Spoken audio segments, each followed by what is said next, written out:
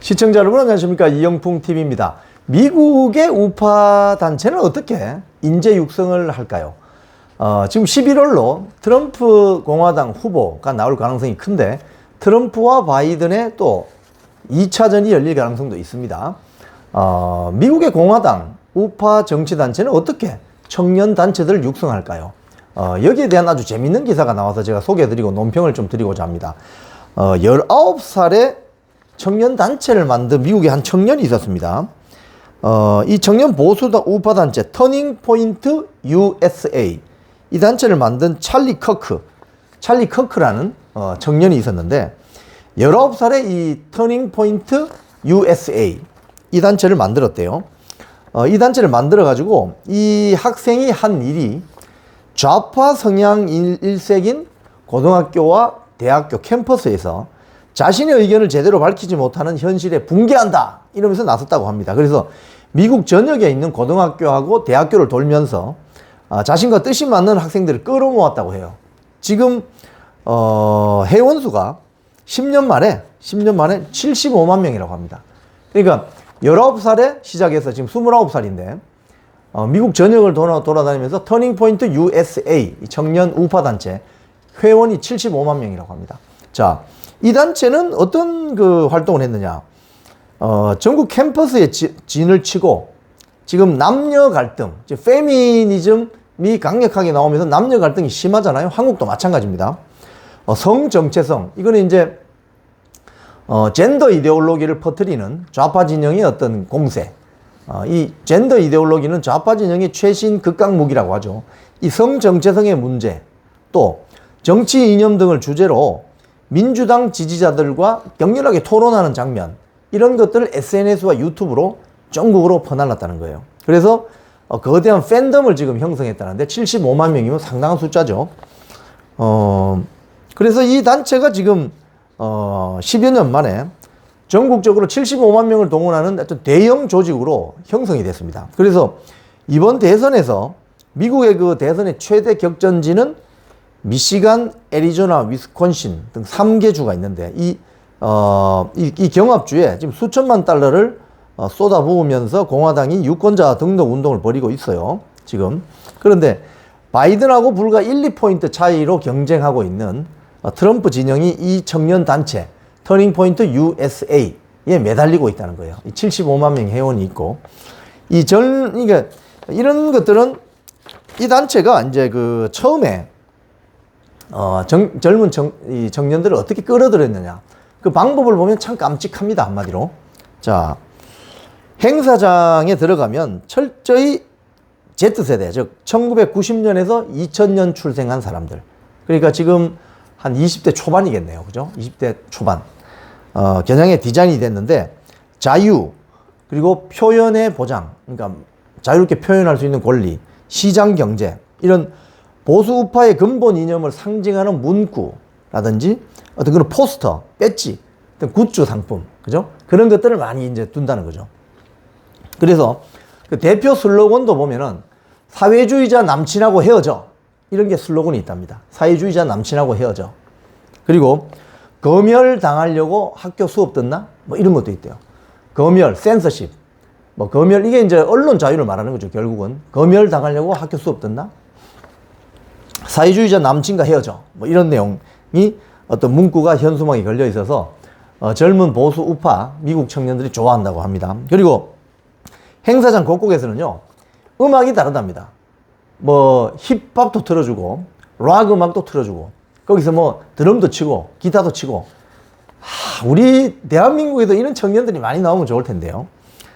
이런 해서 이 행사장에 가면 그야말로 힙합 듣고, 락 음악 틀고, 드럼 치고, 기타 치고, 노래 부르고, 이러면서 이런 게 봐요. 프리덤이다. 자유다. 이런 걸 느낄 수 있는 분위기를 만들어준다고 합니다. 그래서 전국적으로 75만 명. 75만 명이면 굉장합니다. 지금 국민의힘 당원이 84만 명밖에 안 되잖아요. 근데 이 청년 단체가 75만 명의 회원을 또 가지고 있다니 대단한 거죠.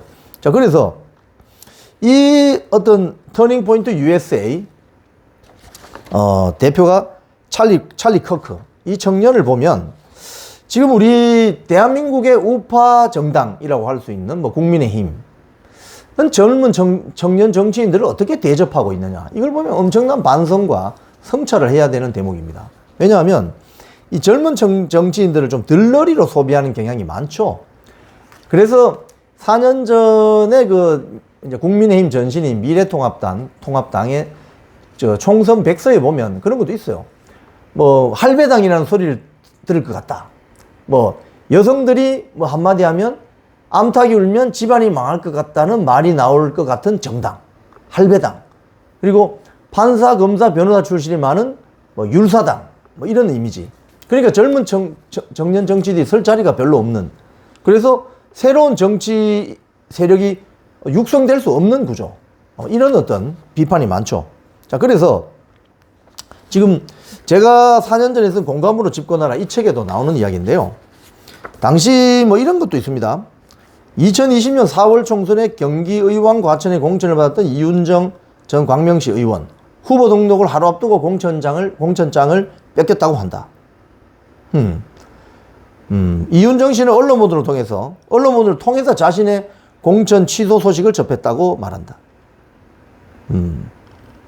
그는 공천 과정에서 무엇을 목격했을까? 이윤정 당시 후보는 이런 이야기를 합니다. 청년 정치인을 정치 파트너가 아닌 말 잘 듣는 예스맨 정도로 여긴다는 인상을 받았습니다. 본인이 입당하던 이 당에 입당했던 2013년 당시에는 당내 정치인의 절대 다수가 50대에서 60대, 판검사나 변호사 출신이었다.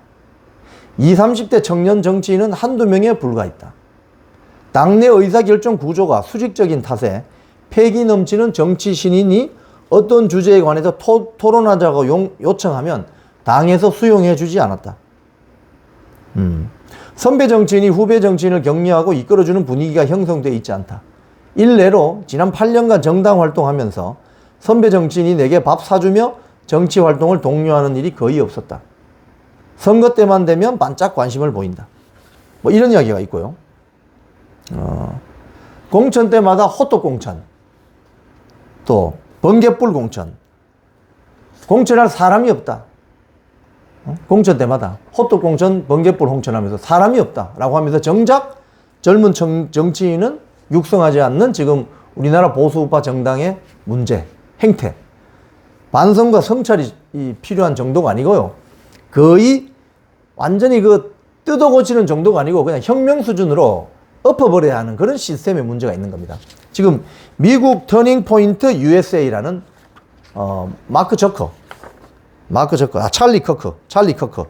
찰리 커크라는 이 청년의 이야기는 대한민국에도 이 집권 여당의 총선 참패 이후에 젊은 보수를 키워야 한다. 젊은 우파 세력을 키워야 한다. 이런 필요성이 절실하게 나오는 거죠. 선거 때마다 선거철마다 사람 없다고 하면서 프로필이 좋은 최고의 명문대 나오고 전문 직장인, 판사, 검사, 변호사, 장관 출신, 장성 출신 이런 사람들만 쓸 것이 아니라 젊은 정치 세력을 꾸준하게 10년이고 20년이고 육성해서 키워내는, 그래야 이 인재 육성의 선순환 구조가 만들어지는 거죠. 자, 그래서